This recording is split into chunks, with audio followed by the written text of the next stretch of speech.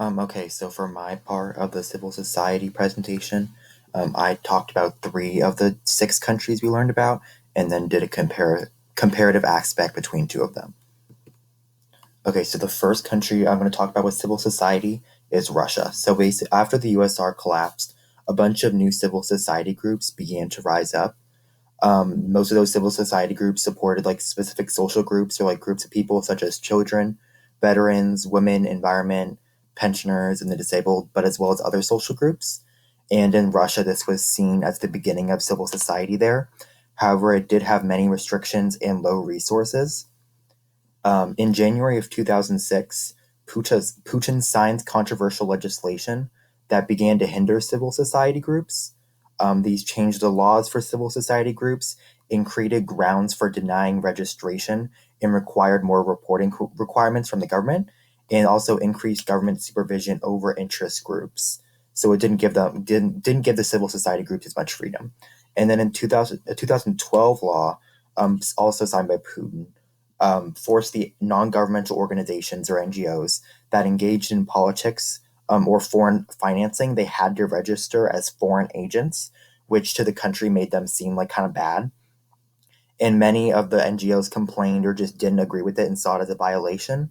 And some even reported this to the European Court of Rights. And then, so an example of a civil society group in Russia is Open Russia. And this was a company or civil society group that was created by Mikhail Khodorkovsky. It was basically an advocacy group for democracy and human rights in Russia.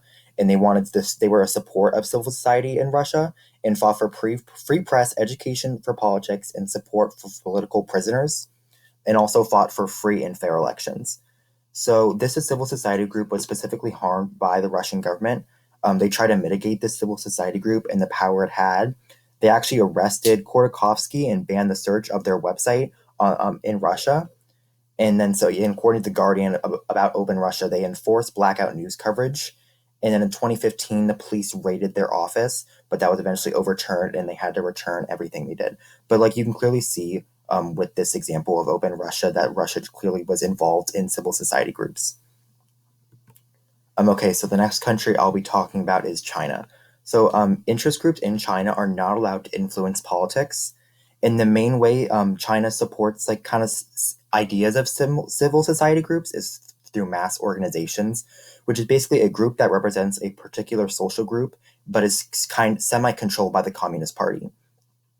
In the 1990s, China had a huge increase in the number of non-governmental organizations, and then China had rules that all non-governmental organizations must report to the government, but have a decent amount of freedom in their specific area to like fight for interests of that group. But China has restricted many protests, which has been a harm to the civil society there. For example, the main one is Tiananmen Square massacre, and that shows the restriction of protests from the students and teachers. And then there was an article said that they were afraid of autonomous organizations forming and being against the CCP.